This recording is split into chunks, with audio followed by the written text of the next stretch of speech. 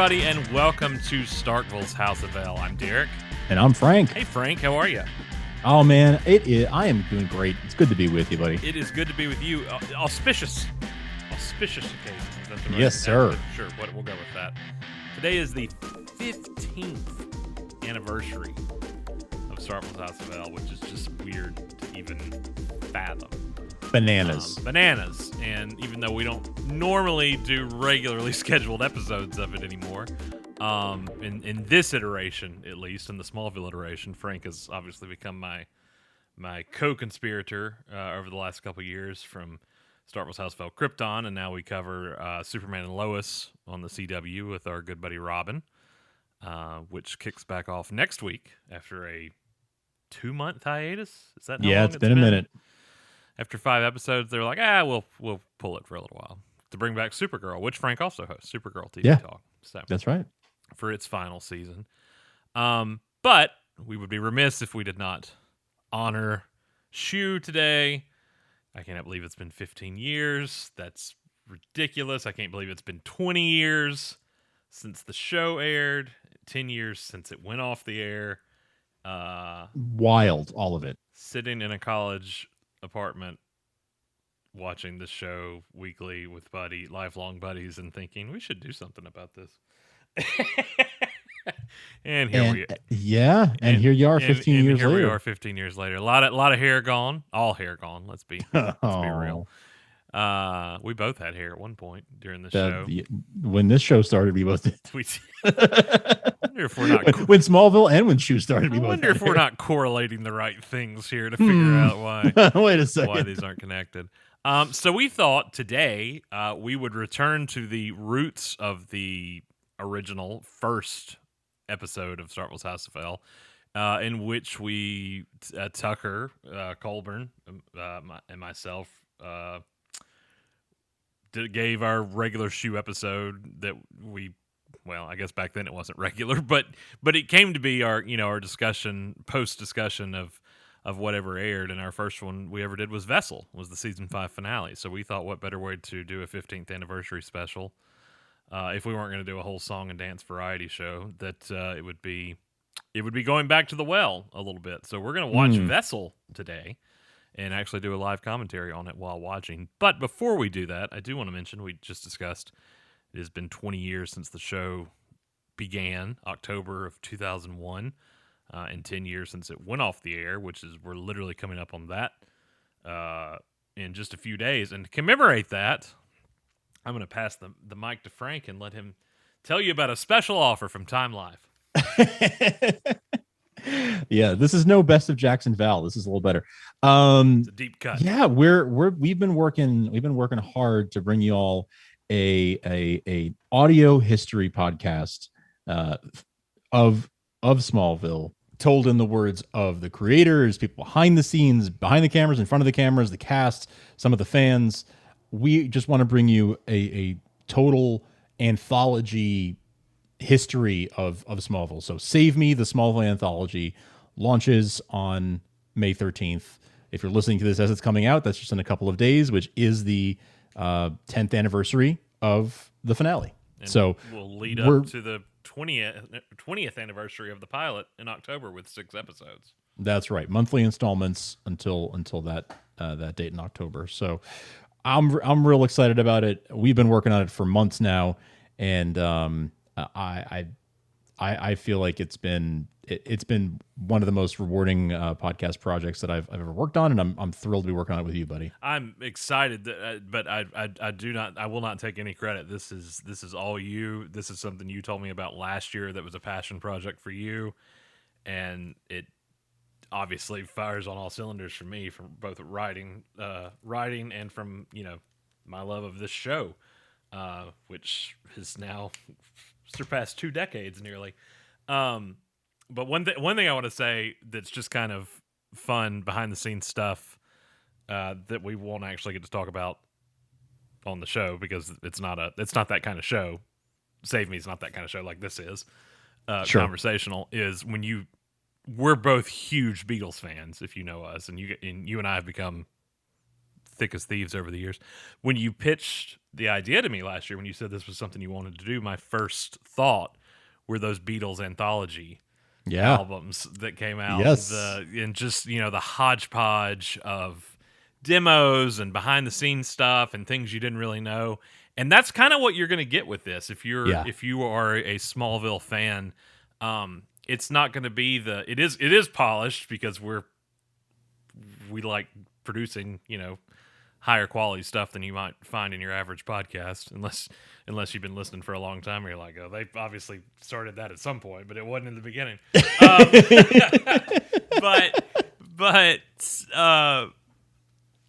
if you watched a Smallville documentary on one of the DVDs, they're not going to talk about Cynthia Ediger being cast in the pilot and then go, and then recast with Annette O'Toole, stuff like that, stuff you're not going to get, on your normal kind of retrospective thing. So this is the oral history, the deep dive. The first episode is phenomenal, and I cannot wait to see what you're able to put together with the subsequent episodes.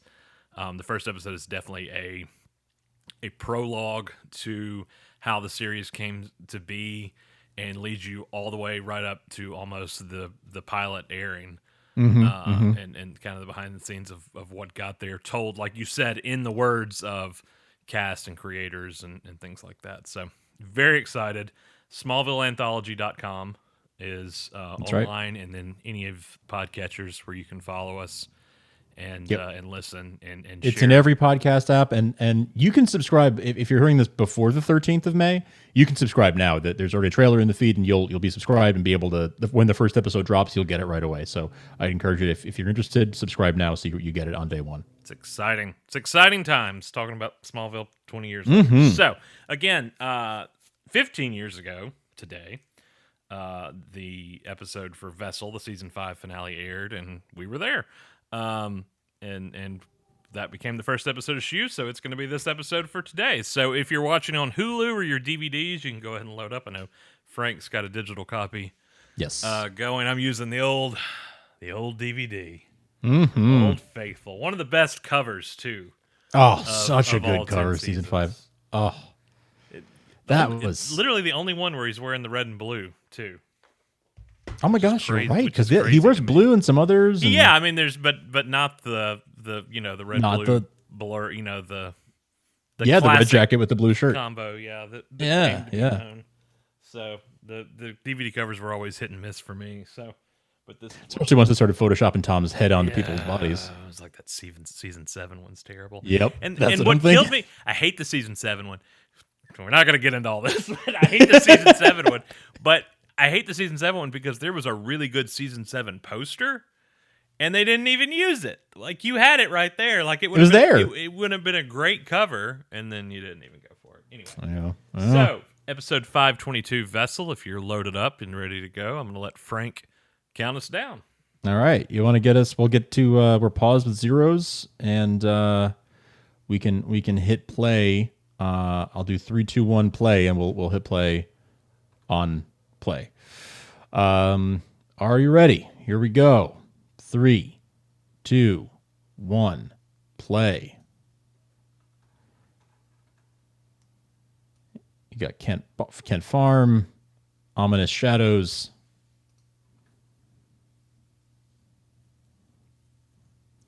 It's so fun, this era of the show, when he's still on the farm and he's still... Yeah. This was the bridge. This was really, season 5 was the bridge between, the Smallville that we knew in seasons 1 through 4 and what it became in seasons 6 through 10. Yeah, that's right. Tom looks so much more grown here even than he did in season 4. Right. So even that alone kind of just shows you how different it was from the high school years. Sure. Yeah. And there's just it is a much more grown up show. That couch isn't comfortable for a nap. There's no way they just fell asleep. There's no Luther couch that's comfy. They may be aesthetically pleasing, but they're not comfortable. Right. They're made to be looked at, not to be sat on. So what's your familiarity? What's your memory of Vessel? Oh gosh, my memory of Vessel. I remember seeing it. And really being I this was my favorite finale for a while. Like this It still was is mine. is still yours? Yeah. I yeah, It's definitely Vessel into Zod Vessel and or my Design. favorite Commencement and combo. Arrival is always has a special place in my heart. Right. And ooh, the season 3 finale. I'm blanking on the name right now. Covenant. Covenant. Always love That's that a very huge very one. very ending of Covenant. That was one of our biggest, I mean, we'd had Christopher Reeve, we'd had Rosetta, we'd had Legacy, we'd had some major episodes in those first 3 seasons, but the stakes were so high in Covenant, higher than they'd Yep. ever been, Yep. especially at the end of season 1 and 2. And that montage where Lionel Oh is the yeah, mastermind behind all of it is oh yeah, so great. This episode though, I feel like this and Zod, Rosenbaum really got to show his chops. he did, and he doesn't even. I'm not going to speak for him, but he's said before he doesn't even think back on any of this that fondly. He didn't really like having to do all the flights and everything. I think he was. Yeah, it's from what he's said on his podcast and elsewhere. It sounds like he sort of remembers the hassle of it and doesn't really have fond memories of it, which I can understand. It's a job, and there's parts of it that aren't thrilling, I guess, at all times. But what a performance he pulls out in these 2 episodes. He really does a great job. Some of his best work, truthfully. And for as much usage as they got out of Zod over 10 years, I never got sick of Zod. Like, it wasn't like a going back to the well thing because it was always some new iteration of it. But this, he did a fantastic job with. Later, obviously, Callum Blue played a younger Zod, which was still just a phenomenal idea to have those clones created before the destruction of Krypton and not have those experiences embedded into their memories once they got to Earth. So that was such a cool way to bring those characters in. And when this happened, when this episode aired, for all we knew, that was all we were going to see of Zod. Oh yeah, yeah. On this show, and I was satisfied with it as it was. And then when we got a full season of Callum Blue's interpretation, it was just, I mean, it's better than gravy. But I mean, it was better than we could have hoped, right? Like we thought this was going to be it, and then we got a whole season of it besides, and that was, that reveal of that symbol in the field. After, seeing that tattoo at the beginning of Arrival at 501 all the way back at the beginning of the season, it's all been leading to this, which is fantastic. Really felt cohesive. Like really, you could see that the whole season led up to this. And this theme song never gets old. Never gets old. It's a banger through and through. Also, these credits never get old. No. I've been watching a lot of, for years when it went off the air. I didn't watch probably 3 years before I ever saw an episode again. And then later, when Hulu added it, Steve and I started going back and doing some of the episodes we didn't get to because we did start in season 5. I will tell you, I don't know that this has been talked about too much, even in the 175th episode. There were several weeks leading up of episodes leading up to Vessel where we actually recorded episodes and didn't release them because we were toying around with things. We originally were actually going to do video, and I remember that being a conversation. Podcasting was in its infancy, so we tried out some different things and ultimately landed on what we did with the audio, and that was why Vessel was what we kind of launched with. Mm-hmm. I remember you talking about how you and Tucker were sort of like, oh, there's that podcast thing in iTunes. Like, why don't we try one of those? Right. Yeah, we were playing around with the idea of the videos and maybe releasing them on like YouTube, also in its infancy at the time. Right. And then we were like, people watching people watch something, that'd never take off. That'd be the dumbest thing ever. And now that's like half of YouTube. If only you'd known, right? Yeah. We're not. We had faces for podcasting, so we decided to go that route. Oh, Lionel. I miss some Lionel Luthor. I know. This is some of the best line. This is, I mean, it's hard to look at a show you love as much as we love the show and say like this is some of the best, one of the best eras in the show, but it really is. There are a few sections, a few eras that I'd say like really stand out to me as favorites, and this is definitely one of them. This is still my favorite season 5. Yeah, five is solid. Yeah, I'd say 5 is my favorite season. Chloe Sullivan. What's she up to? Not much. Not much. Not much. Oh man, this is nostalgic. I mean, I've made myself. I was saying that to say I've gone back and watched some season 1 episodes, which hasn't been that long ago since I watched them anyway. Doing the episodes with Steve back a couple, which has been like 3 years ago now, which is hard to believe. So I haven't gotten to see the newer credits, the season 5 on credits in a while. So right. It's fun watching. I've not watched season 5 in a couple years. It wasn't that long ago I watched Commencement and Arrival back to back. Nice. I'd say within the last 3 or 4 months. Nice. Oh, that is a great 1-2 punch. That's a good 1-2 punch. It really is. Oh yeah. This and Zod really are. Actually, I really like Oracle and leading into Vessel, leading into Zod. I mean, it could be its own little mini movie. Those 3 episodes could be 3 episodes. Great back to back. Yeah. Kind of like Calling and Exodus and Exile. Yeah. All 3 rolling into each other. See, that's another era that like season 2, 3 era is that's maybe like the best of the high school era, and 5 is sort of is some of my favorite stuff from the post high school era. So Lana is in Smallville, goes to Metropolis to tell Chloe that Zod has been abducted. Then Chloe goes back to Smallville to tell Clark.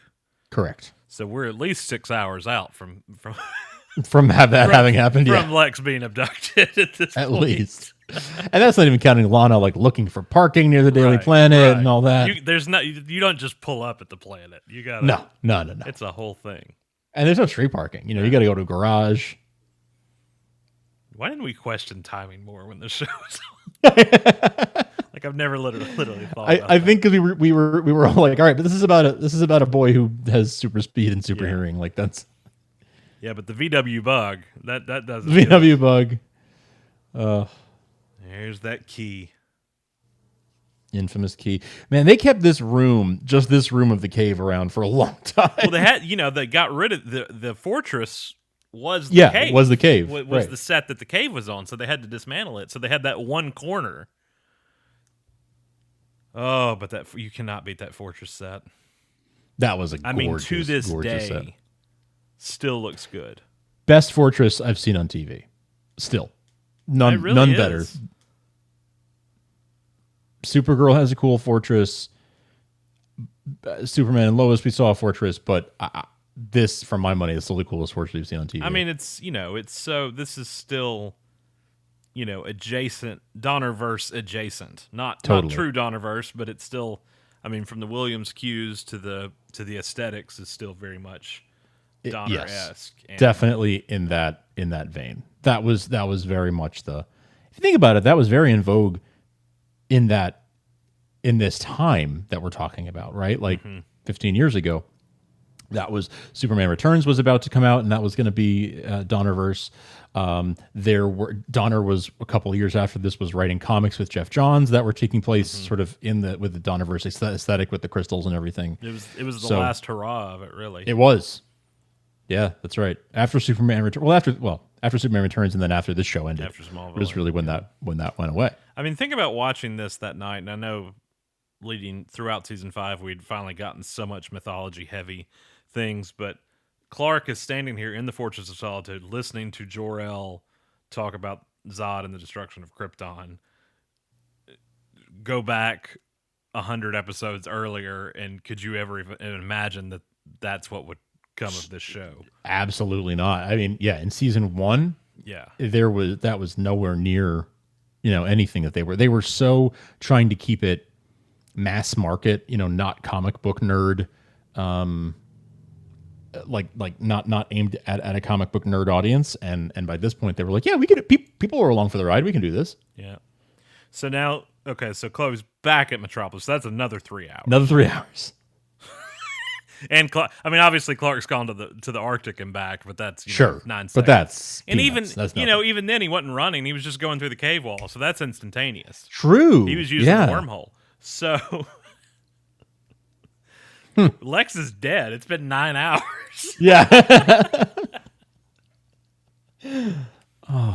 Obviously, there's some stuff we're missing here that was filmed. There's some deleted scenes where Yeah. Lana's going to overhear them talking about killing Lex. Oh, that's not going to be good since, she's supposedly in About to date him. Yeah. To rewind just for a second. I mean, they, were napping on the couch. So. I know. Yeah. On that very comfy looking couch. Mm-hmm. To go back for just a second to when he's in the fortress, when that knife comes flying out of the console. Yeah. That shot of it just coming out of the console, that was used. The WB used that for a while when they would show Smallville reruns on like Saturdays. They would use that as one of the like coming back from commercials shots. That is embedded in my brain as just that one shot with the sort of John Williams cue playing as a like we now return to Smallville. Sure. It's fine. I've got some hard drive somewhere. I've got tucked away the behind the scenes photos from Vessel, and it's just some crew guy's hand holding the dagger, holding it. Tom's face. Wearing like a green screen glove or something. Like no, just a hand. Just a hand. Just okay, a hand. Cool.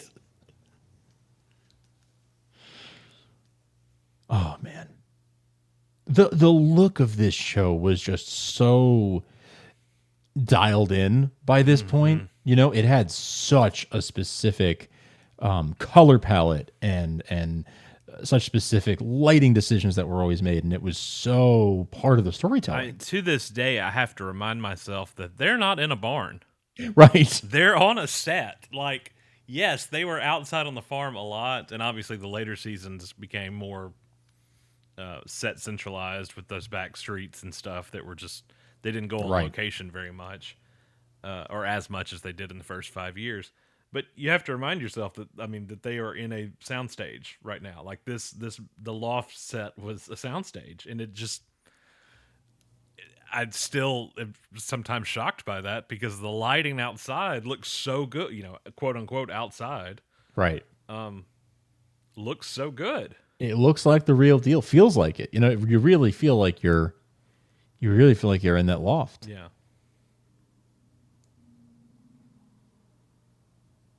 The whole thing about Jor-El becoming, Lionel becoming the vessel for Jor-El, I could obviously wax nostalgic about Hidden for a really long time, episode 503, but what a great character arc for Lionel to come around from being that magnificent bastard that we all knew him to be in seasons 1 and 2 and in 3. And, in season 4 becoming that change beginning to happen. That's why Transference is one of my favorite episodes. I mean, not just that, but for so many reasons. Transference is such a phenomenal episode, and it's that moment when he starts to change, and then he's when he's healed from his liver disease because of his body swapping with Clark that things turn around for him. So I was saying we're missing some stuff here that got filmed. Obviously, if you've watched the deleted scenes before, there's a scene of Lex actually on board the ship in kind of a cocoon metamorphosis type thing that he emerges from that they ultimately did not go with, and then switched to dropping him back in the field here to meet Lionel. Poor Michael having to film that only for it to get cut. Yeah, only to not use it in the least. Yeah. It looks cool though when you watch the deleted scenes. It really, yeah, it does, and it's unlike a lot of what they've done over the years with deleted scenes, it's mostly finished. That's right. Yeah. We got Martha in the Fortress set in the next episode, right? Zod's when she's on the Fortress set. We never Yes, got that's right. Jonathan there except for that deleted scene The from right. Reckoning of him taking Jonathan's body to the fortress, and ultimately they decided it was a little too morbid. And then Ghost Jonathan later They always felt- hold on to Smallville. Yeah, Ghost Jonathan in the finale. Did you think that when you first watched this, did you think for a second that Lionel was actually dead when he got thrown against that No, windshield? I didn't. Yeah, by this point in the show, you kind of had to start to question everybody. I mean, 5 years in, you're like, Once Jonathan was gone, no one was safe, right? Nobody was safe. Yeah.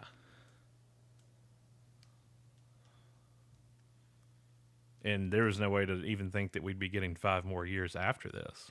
I mean, those two right there only lasted 2 more years.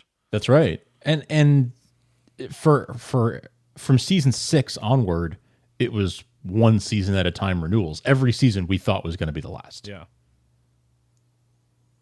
Little did we know. Little did we know. Honestly, the odds were stacked against it. The fact that it did go for 10 is phenomenal. Well, when your 2 creators and 2 of your main cast stars leave at the end of season 7, I mean, I remember that whole summer being like, what is this show even going to look like? And that was the year of the writer's strike besides. Like, there was so much turmoil that year. There's so much going into season 7. Oh, he shot himself. Kristen had to scream a lot in this episode. In this series. I don't see the Veritas symbol, so...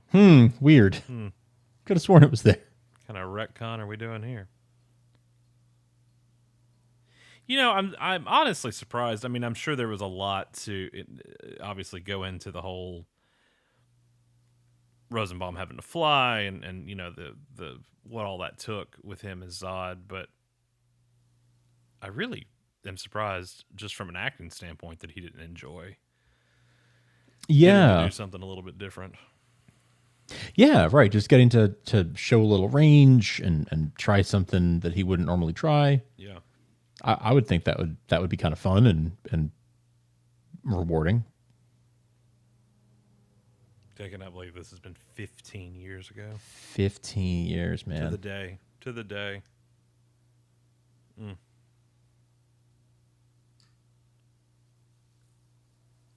And would you consider this the height of the show? In some ways, yeah. Yeah, I think I would. I mean, obviously we loved it the whole way through, but loved it the whole way through. But looking at it with in the rear view with this much time behind us, it's easy to see where the back half of the series didn't. Maybe partly because they every season they thought would be their last. They didn't spread out as much. They sort of kept things to like it's a season long arc, sure, but every season was more self-contained.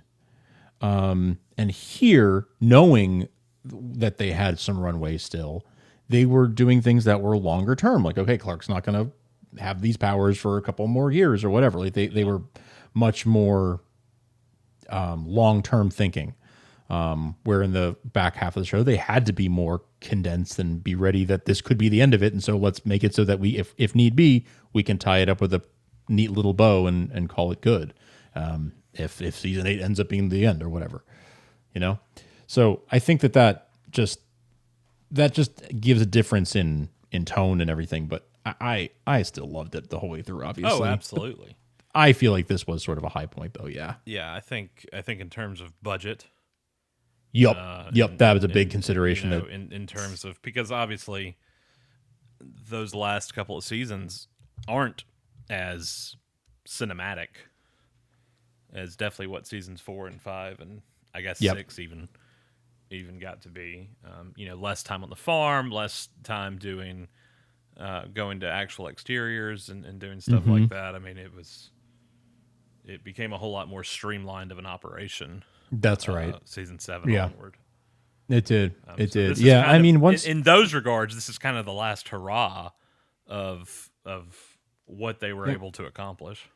I mean, this is the last episode that aired while it was on the WB. This is correct. This is the end of that era too. Because 3 months later we would be on the CW. Right.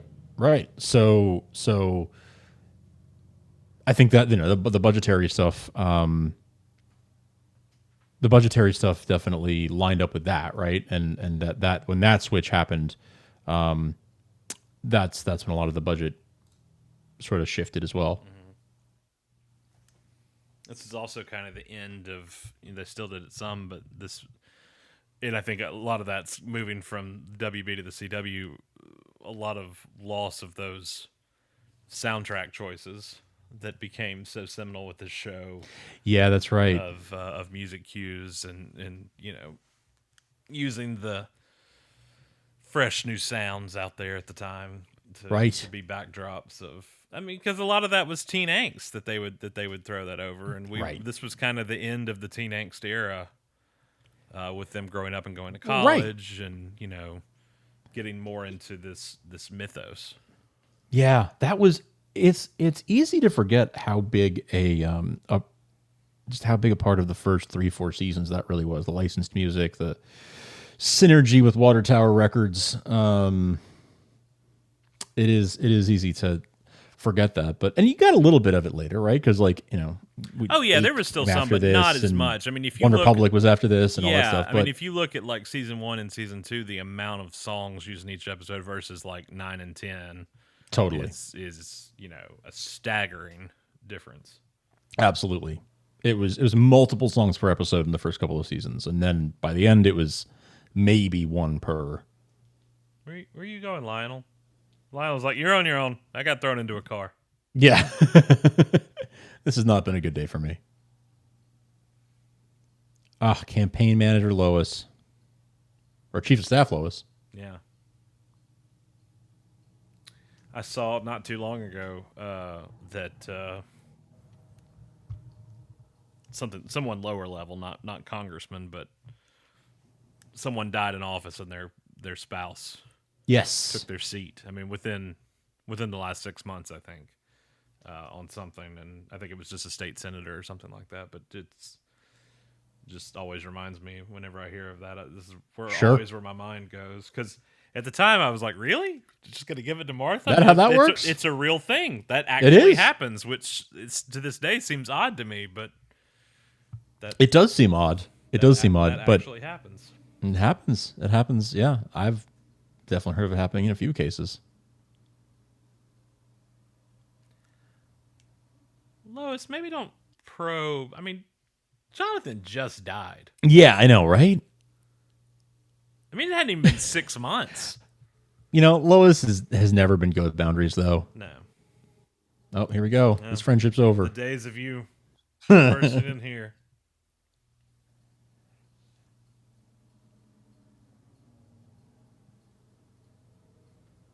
I did, in working on Save Me, I did just kind of pull of a hodgepodge of episodes just for memory's sake, not only old ones, but I did watch Promise not too long ago, the Lex Lana wedding, which honestly I loved that episode. I know a lot of the source material, obviously not so much.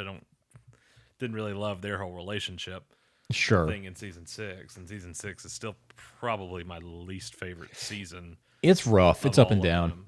It's hills and valleys on that one. Yeah. But I still love that episode. I don't know why. I love the way they went about it, the breaking it up, the retelling from different angles. But I really love it because Clark is always the main character of the series, and for once you get to see him from somebody else's point of view. Yeah. When they show us Lana watching him from the corner the of super speed, the wine cellar, and getting to see his powers from not the audience's perspective, but from I do hers. Love that. I've actually always been fascinated by that, of like the idea that the whooshing of the super speed and whatever is there for our benefit as the audience. Right.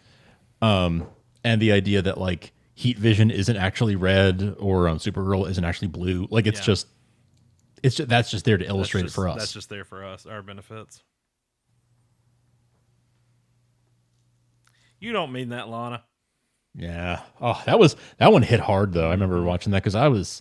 I mean, as much as I knew that Clark and Lois were going to be endgame, this was so early where they were not even a romantic item yet, Clark right? And Chloe, when Chloe becomes Lois. Of course, naturally, yeah. But it was so far away from that ever being a thing that that I was still pulling for Clark and Lana at this point, and her saying, something like that. Oh, that cut deep. Hey, it's Spike. Oh. I loved him. What a great great addition casting he was. I mean, a fantastic of all people to play Brainiac. Such a different, like, I never would have thought of him at the time to play Brainiac because it was such a different take on Brainiac. Right. And I would have been thrilled with him sticking around, coming back for a couple episodes every season. Like, obviously he came back for a little bit in season 7, but I would have been thrilled with him, like, just sort of doing a tour, almost like Q on. I was going to say at a certain point that he would just become Q, right? Like just pop up what's wrong with that? infinitely. And I mean, he does obviously season 7. He returns, and then does he come back again before season 10? Does he come back in 8 or 9? I'm on the spot. Did he come back for 1? Oh yeah, 8. Because before Zod. Ah. Oh no, with Doomsday. Yeah. Oh, I remember the Daily Planet. Oh, I remember the night this aired and everything went dark, and I was like, "Oh my god!" Dark Thursday, baby. Yeah, when the globe stops spinning, that's iconic to me. That is an iconic shot. And this stuff right here, the car crashing in, car coming through. Minutes. Yep, I'm waiting for it. Even the kiss. I mean, everything's. Just, totally. Ugh. I had that as a screensaver for a long time. Kryptonian symbols, really? That's awesome. Yeah. That's awesome.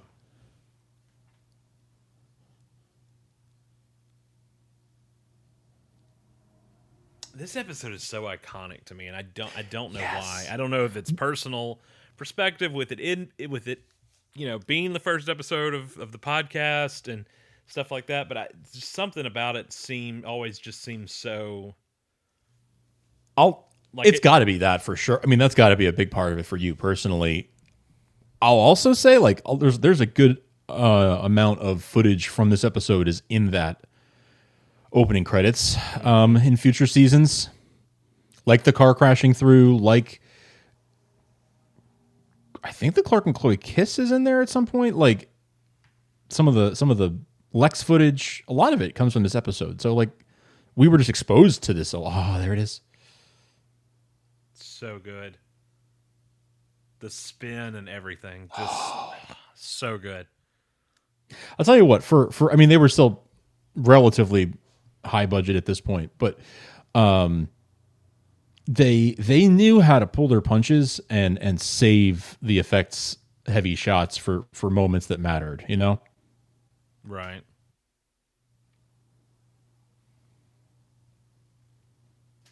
It's also, I think, maybe for me, one of the few finales where there weren't a whole lot of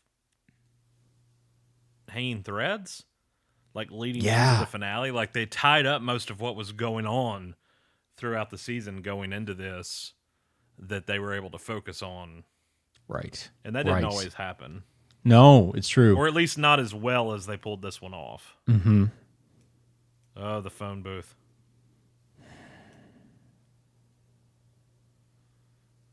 I love she kisses him and says the world's ending, and then he comes back a few hours later and she has a boyfriend. I know, right?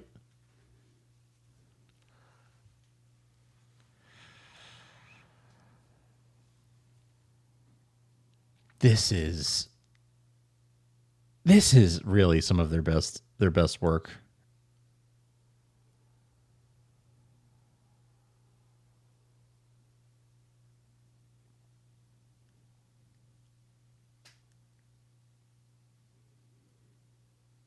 Y'all looked out the window before now?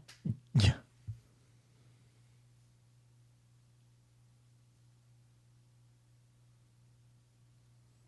There's snow everywhere. Yeah, come on. I remember seeing the snow and thinking, they're going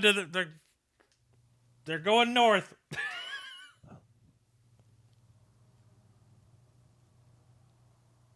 What talking about hanging threads and stuff, I may have just written myself into a hole here thinking that why was he taking them there? Was it to hold them hostage at the fortress so Clark would do what needed to be done? Was it a contingency plan? Oh gosh. Like I don't think it ever really gets addressed why Brainiac's taking them. Yeah, why there? Because it's not just a coincidence that they crash yards No, he could have away done that in from the ocean if he fortress. wanted to Yeah, kill yeah, him. yeah. This though, Oh, this scene.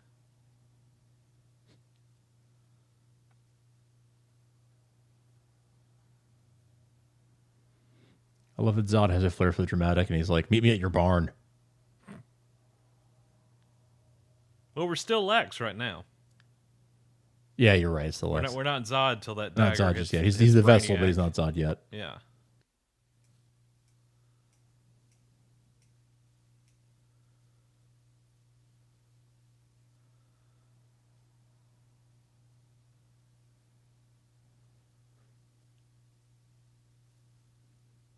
Like, this is on a set, but I still believe they're in the bottom floor of that barn I believe it. at the I farm. buy it.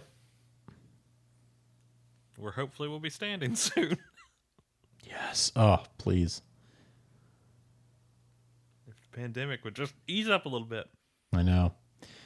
With any luck, we'll be there right around the time of the 20th anniversary of the pilot. Yeah.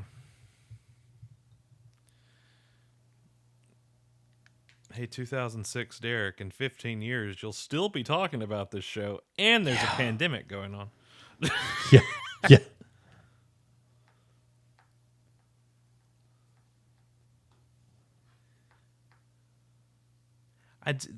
If memory serves, earlier draft of this, there was some kind of virus being just going out into the world, and I remember this too. It ended up becoming a computer virus. Right, but it was supposed to be both. Yeah. I think it was supposed to be a computer virus that jumped to people, or vice versa.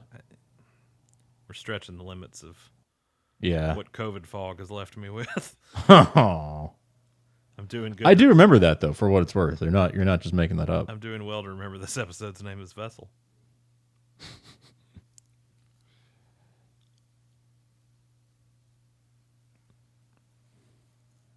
Yeah, so much of this episode is iconic. You're absolutely right. And they were embracing so much Kryptonian everything. From glyphs to Jor-El. I mean, all of it was just something that is very near and dear to both our hearts, yeah. the Kryptonian aspect of things. I love that there's a fail-safe program. I know. You think killing Brainiac's gonna take care of all this, but no. Oh, that Zod symbol. The way he says this in just a second.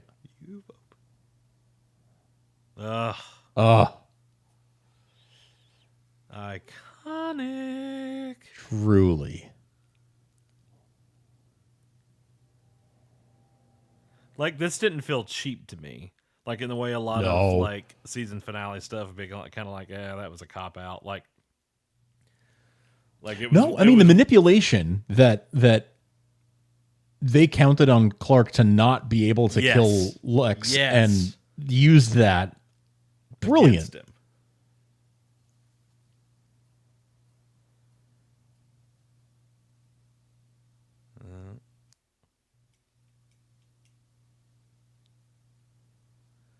I love that he doesn't get in his face, that he gets up above him. That he gets the higher ground over him.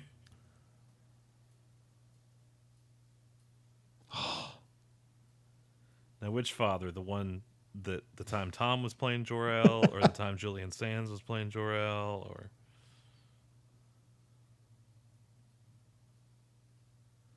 To hear Michael say Kal-El.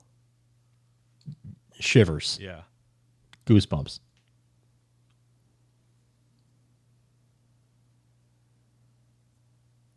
You know, I know that 4 years later they didn't have Callum go back and watch performances of Michael playing Zod. Like, that's obvious that didn't happen. No.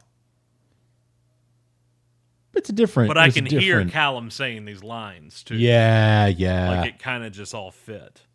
Yeah. They wrote for him the same way. Yes. They wrote him the same way.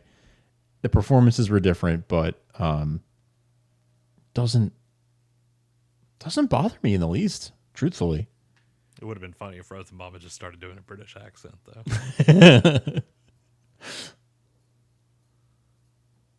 Like Glover did when he was doing Marlon Brando. Mm-hmm.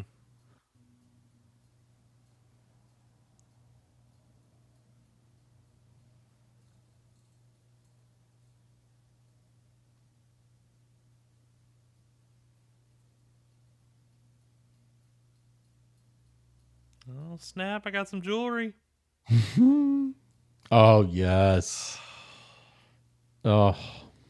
I just remember going, you missed. Right. And then that happened, and I was like, is the mirror going to come? No. Right. Right. Oh, that nod. That nod. The Zod nod. It still works so well all this time later. Michael does so much with so little. He just the slightest look. Yes. Oh. I remember too being so excited watching this, thinking, other than the Supergirl movie, we had never seen the Phantom Zone on screen before. So I was really excited for what was gonna come. Squirt. You know, I really don't remember. Did we know at the end of season 5 that the WB was no more? I don't remember when that was announced, to be honest with you. I don't remember if we knew that when it came back it was going to be on a different network or what. Sometime in the next few weeks we're going to have to figure that out, because that's going to be a very important storyline to something we're working on. But I honestly, I should go back and listen to that Vessel episode and hear if that's something that gets discussed or not. Because you did put that out in like the Shoe 2 feed or something eventually, right? What's that?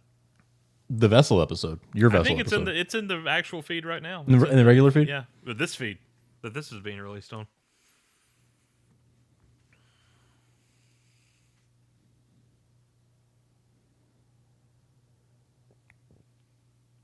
But it was so cool when you get to Zod that he actually is in the prism.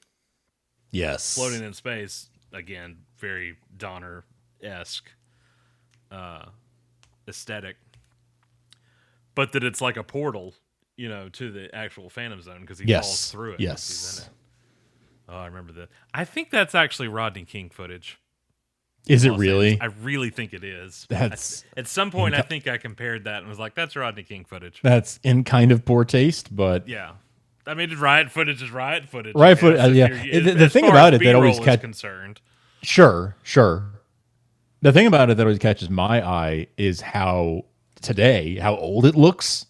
Yeah. How lo-fi it looks compared with the Metropolis footage. But on my little 480i TV in 2006, I don't think I caught that. Like,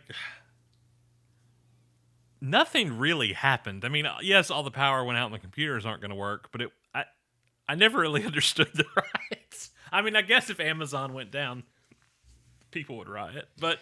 Yeah, I mean, I guess if the whole grid went down, there might be looting and stuff, but you'd get away with it. But I mean, this is like everybody out for themselves. Like, yeah. It's like the cops out in riot gear like this. It's not like, oh, we're just having a big power outage. I mean, it quickly became the purge. Yes. I know you tried to kill me 2 seasons ago, but please let me in your car. Yeah, exactly.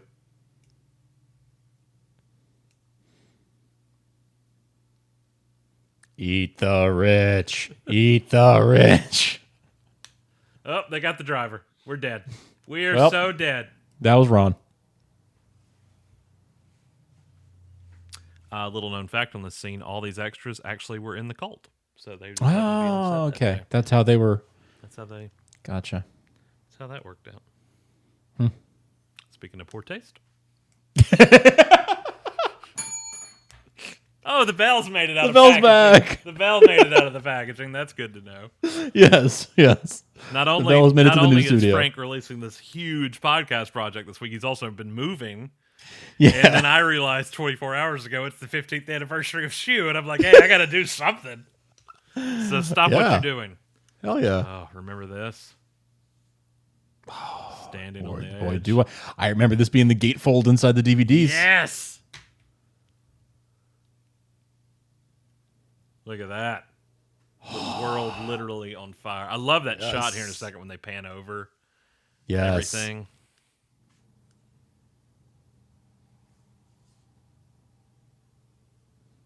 I mean, there was no going back. I mean, obviously, commencement was huge with the Fortress of Solitude Yes. coming into play, the Stones of Knowledge leading to that, and we knew that's where that was going. Still when he gets dropped in the middle of the snow at the end of commencement, we were still freaking out, even knowing what was coming. But this was just a bigger world after this season. Absolutely. Absolutely. It was a huge shift. And so much more, obviously, with the Daily Planet opening Yeah. more, but just more Metropolis than Smallville in most instances. And here you go, this shot right here. Yes. Like, kind of holds up. Oh, it does. A lot of these effects hold up, honestly. Still not great, but... And then you pull out, and... the whole world literally shutting. I mean, it was the first time we were like, "What's gonna happen?" Like, Right.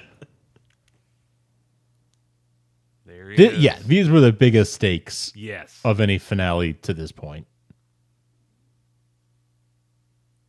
Maybe the biggest stakes until the series finale. I think the biggest stakes on the finale, but just the what happens next part. Because you can kind of piece together what you thought was going to become of. I mean, season 1 was a tornado. Season 2 was Clark running away. Season 3, obviously, at that point, stakes were the highest Yes. that they had been, but still confident that things were going to work out. We thought Clark was in the Phantom Zone then. And I don't know if I told you this or not. I went back and found some of the season descriptions. I'm stopping the credits there because we've watched the episode now. Some of the verbiage coming out of the WB for the season 4 premiere was that he was trapped in the Phantom Zone. Season 4 premiere. Interesting. That at the end of Covenant, when we see him in that void, that was the Phantom Zone. But then it never gets addressed again later. So they backed away from that. They backed away from that, obviously. It is so funny how much of it was done sort of piecemeal, Yeah. In a sense, where it was sort of like, they're writing only so many episodes ahead, and they're sort of figuring it out as they go along. It's a testament to the writing, how it doesn't feel that way when you're watching it. It's only when you look at it and examine it from a real world perspective of like, but the story doesn't feel like it's being done, 10 episodes out. Again, 22 episodes a season. I mean, for how many years we had that? I know. Well, pretty much all of them except for seasons 1, 2, and 7. Yep. So it's just crazy to think about what they were able to accomplish. And again, the fact that we're still sitting here talking about it, but it is such a lasting impact. Not only, Superman's been around since, look behind me, 1938. It's those other shows that are on right now wouldn't be here without Smallville. No. There would have not been an Arrow or a Flash, Arrow season 8 or a Flash season. What are they in 7 now? 7. Supergirl's in season 6. And obviously we're now covering Superman and Lois, which is a totally different. I'd say totally different. They've obviously gone back to the well on a lot of stuff like this because we are back in Smallville again, and in some ways it feels like Smallville season 20 or something. It does in a lot of ways. Yeah. I mean, there's some of the warmth is still there. A lot of the charm of what we loved. Not that the new show doesn't have any charm, but it's a different kind of charm than what we grew up on. And I was in high school when seasons 1 through 4 were on. So they were our age, right? Well, so they were playing our age. Well, yeah, playing our age. Yeah, that's right. But yeah, totally. I mean, in fact, I forget what year is the meteor shower supposed to have been? 89. 89. Which you're actually Clark's age. You're aren't you? A little bit. I graduated 03. He graduated 04. Okay. So Okay. We were right in there together. You were right in there together. Yeah. Yeah. Okay. I was born in And 85. but I was still in high school while they were in high school. Yeah. So there was an overlap for me anyway. So I definitely totally identified. I'll say, the end of Forever. That's the one, right? With the mannequins in the high school, right? Yes. Yeah. I almost said Ageless, but that's a different thing. The end of Forever still gives me goosebumps because it reminds me of it makes me nostalgic for my end. I mean, the episode's not great, but the end of it, that's Frank's favorite episode forever. Hell no, hell no! Don't you put that evil on me, Derek Russell. Evil on me, Ricky Bobby. But I do love the very end where Clark and Lana and Chloe are walking off, into the sunset, and that's the end of their high school career. That gets me nostalgic for my own high school days. So yeah, I can remember. It's funny how well I remember specific episodes and where I was sitting and what I was doing. Yeah, when totally. Those were on. I just did Rock Out Loud a few weeks ago with Steve and Kristen. We covered a lot of the music of the show, and I can remember. And now the episode has escaped me, but it was a season 2 episode where they play "Don't Fear the Reaper," a cover of "Don't Fear the Reaper." Oh yeah, yeah. When Lex proposes to Helen, Bryce, thank you. And I can remember sitting in Graham's house that night when that episode aired in 2002. My buddy Graham that, helped start this show. Sure. And I can remember Crusade sitting in my apartment floor watching Clark take flight. I remember this Vessel the night it aired, obviously because of the ties to Shu. I remember Reckoning, where I was sitting of course. when that happened. I remember when Zod, Finale, obviously going and watching it with Steve. My daughter having just been born like 3 weeks earlier. Sure, that's right. Yeah, I mean Wesley's 10 now, so that's insane. That's right. Yeah, wow, it's just insane. And she and I, which is funny, we've been doing it very slowly, but she started watching the show. Oh, now, that's fantastic. Which is really weird to watch it through her eyes now, 20/10 years later. Right. We're still in season 1, but to kind of see it through her purview is weird. I feel like 10's a good age actually to get into it because it is, yeah. And I think obviously as you get further into it, there's a little bit more. Yeah. There's some less child friendly stuff, family friendly stuff. Even in I guess Nicodemus going forward, right. But most of it's still pretty harmless. Yeah. It's just weird to think she was less than a month old when the finale happened, and now she's watching it 10 years later.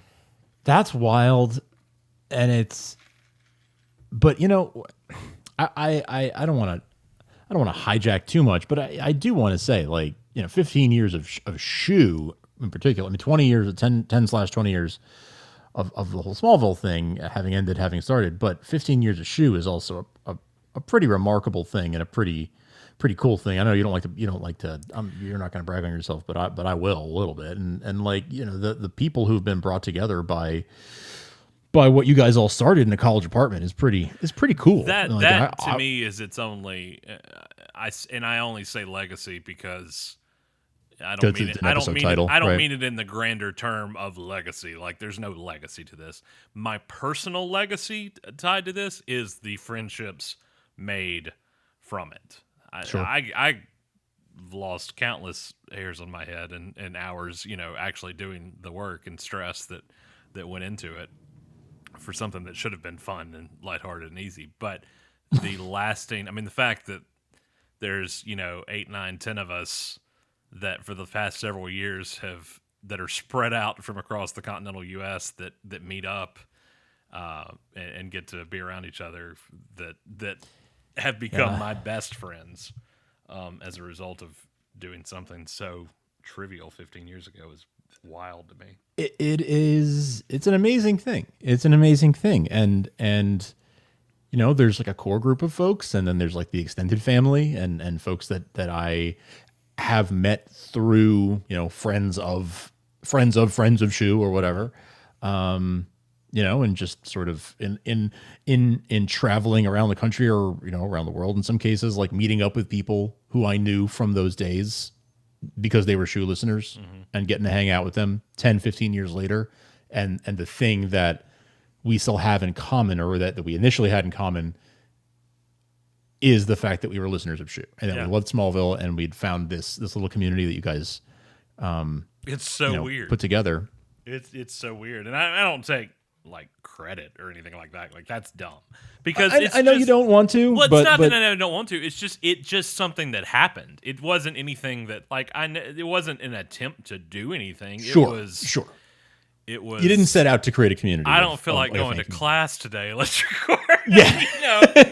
Just sitting in college being dumb, and Sure. it just, Robin listens, and you listens, and Dane listens, and Goodman, and it just, it ends up becoming this snowball, this avalanche effect that we're all like grown, and some of us with kids and jobs and careers now, yet we still have this in common, and even would still take a week off to go on like a vacation or a trip together just to hang out. And that's just our immediate core. Like you said, that's not even the people that we're tangentially just friends with, that we talk to. It's surreal to sit and think about it, but it was just dumb luck. Like, it was just right place, right time kind of thing. I'm not talking about like in any kind of form of success or anything like that, because that's not how I gauge it. Like, the success of it to me is the friendships and the connections I made out of it. It wasn't like being on the season 6 DVD or stuff like that. Like, I don't care about any of that. Which is pretty cool in itself, but it was at the time, and looking back, you're just like, like, I take that or take your friendship. Like, I'd pick your friendship any day of the week over something like that. And the same's true for Robin and Dane and William and Jason and Jason, all of us that get together and hang out and talk in a group text and all that stuff. So it was just it was a fluke. It was an absolute fluke that paid off for me in terms of the best people I've ever met. So that to me, it's a beautiful thing. It's a beautiful thing, and it's a beautiful. Yeah. If that's that's a great legacy to have, for lack of a better term. That is a beautiful thing to have, and it's not over, right? Like, no. we're still making stuff. Like, we're still making stuff together. That's how funny it is to me that one of the last lines of the show, which at the time was kind of didn't seem cringy and then kind of became cringy, and now it's kind of like all sweet again. Always hold on to Smallville. I mean, to me, mean, that you guys are my Smallville. Like, that's my thing out of this show. Is what I got out of it was you all. So it's just to go back 15 years later and just watch this episode and talk about it again. It was an excuse. I mean, to get to do it with you. I mean, like, or if Robin had been able to do it or anything like that. Like, it's. Sure.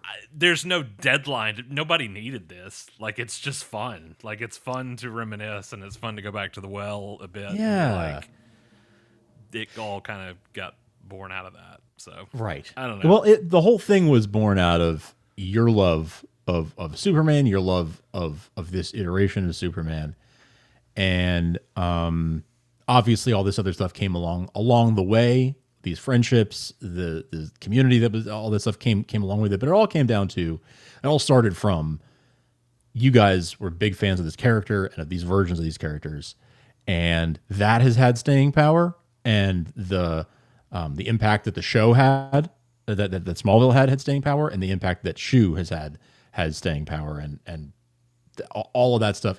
Right place and right time, yes, absolutely. But if the show you were putting out wasn't of a certain level of quality and wasn't something that people wanted, it wouldn't have caught on, even at the right place and right time. So it's a beautiful confluence of all these different factors. It is. It's weird how special. it just all kind of meshed well together. And again, that's part of why when you talked about wanting to do an oral history of the series, like, what better time to do that than this time period between the 10th anniversary of the finale airing and the 20th anniversary of the pilot premiering, because Just I know where I was the night that the pilot aired. Like, I just, it's so much of it is ingrained in not just my memory, but who I am.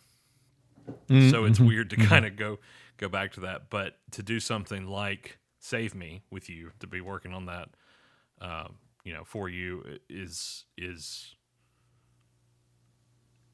getting to put passions that have really come about because of Smallville. This producing content and me creating my own business that kind of born out of Starkville's House of L, getting that to put that to use in a new light into something that really gave its way to it is cool to me. I can't wait for people to hear Save Me later this week. I really think it's, if you've ever gone to Vulture or Complex or Collider, stuff like that, and read oral histories of sometimes the just most random of things, or like, here's the oral history of this viral video or something like one that. of my favorites is the oral history of the dinner party episode of The Office. It's a great read. Yes, something like that. But when you've got 20/10 years of content that you can pull from, and interviews and books and Comic Con appearances, and that there's just so much that can, in their own words, tell the story, and through original content being produced, tell the story of how this show came to be. Because when I say lasting legacy, it is lasting. Like so much would not have been accomplished without Smallville. So I think it's fun. I really hope people love. I know they will. I know you're going to love. Subscribe and hear Save Me coming this Thursday in a couple days. That's crazy. Yeah. That's crazy. It's been 10 years since the finale. I can't get over that. But I know you're gonna love it. Like, you're gonna get to the end of that episode like I did, and I wrote it. I got to the end of it, and our buddy Tim the intern, Tim Turn, that helped me write and pulled 99% of this archival stuff you're gonna hear for this episode. Is just the way Frank has put it together is phenomenal. And I got to the end of it, and I was immediately like, okay, next episode. Oh wait, I haven't written the next episode. Gotta write it. But I immediately wanted the next episode right when that one ended, because it just it fired on all cylinders. So I think folks, I hope when folks hear it, they're gonna feel the same way. And we're dropping them monthly, so you'll have a bit of a wait, but we promise, we're committed to fleshing out the full 6 episodes, and I just love that we're bridging that from the first episode drops on the 10th anniversary of finale, and our last episode will drop on the 20th anniversary of pilot. And right, we'll have all been together too, which is crazy to think. Talking about all of us being with any luck, friendship, and we'll have converged somewhere. Hopefully Vancouver, but. Hopefully in the promised land, but we'll see where. Hopefully in the promised land. Yeah, but I'm excited for folks to hear it. And I'm just grateful to you for being a part of it. It's been the last couple of years getting to work with you more closely and doing. I mean, well, we did guest spots on each other's shows for a few years, but then doing our first show together being Shoe Krypton, and now Superman and Lois TV Talk, and now working on Save Me together. It's just been, it's been a pleasure and an honor, and I'm thrilled that we've gotten to make stuff together. It occurs to me that this year will mark 15 years of podcasting for me, as well. And I didn't even know you guys. I don't think I discovered you guys until maybe a few months or a year in. To what you were all doing. But it's funny that we started around the same time, not having known each other. Right. And here we are all these years later, and we both have milestones to celebrate. Yep. Exactly. Yeah. Well, I'm so happy that we got to do this, and that folks got to. I hope folks watched along with us and enjoyed it, because it's 15 years of Shoe, 20 years of Smallville. There's so many things to be that I'm very reflective about. And you know what it makes me want to do, and I if I say it out loud, I'm going to have to do it. But I mean, a bucket list item for me always was covering every episode. Now I want to go back and finish and finish Shu. Not that I think Shu will ever be finished, because it's always some kind of, even there's part of Shu in Save Me, there's part of Shu in Superman Lois TV Talk, but there's still seasons 2 through 5 that are unfinished. Gotta do it. And gotta do it. 2, 3, 4, 5. Come on. You can. So you're in? You're going to do it with me? I'm in. I'm way in. We'll get Steve. But don't just take. We'll get Robin. We should we'll trade do it like out. an anthology-based approach, right? Like a different season with different partners or something. I don't know, or different episodes with different partners, whatever. But we were going really good. We were doing 2 episodes per episode, per installment. That's right. Yes, that's right. I remember that. I was really enjoying doing that, but time gets in the way. But that's a bucket list item to go back and actually say I got to finish it at some point. I'm here for it. If we'll get time Save permits, Me. I'm here we'll for get it. Save Me and Supergirl done off your plate, and then let's get those done. Sure. And whatever happens with Superman and Lois, and then we'll go forward from there. Right. SmallvilleAnthology.com. The show is Save Me, the Smallville Anthology. All feeds, whatever you use to listen to your podcast, it's out there now. First episode drops May 13th. So, and the first episode is called. First episode is called "Every Story Has a Beginning." Every story has a beginning. There you go. Anything else to plug? Supergirl TV Talk. SupergirlTVTalk.com, SupermanTVTalk.com for Superman and Lois TV Talk. Beer with Geeks. BeerWithGeeks.com. Yeah, Beer with Geeks. My other podcast with my other friend Tim, where we just talk about pop culture, nostalgia, and the like. And always Starkville Houseville here at SmallvillePodcast.com, where hopefully you'll find new content eventually if you're still subscribed. We just would have been remiss if we didn't actually acknowledge 15 years of this show today. So thank you for doing it with me. Again, it was more an excuse to hang out and watch Smallville than anything else, but an honor and a pleasure to be part of it. Thanks, Frank.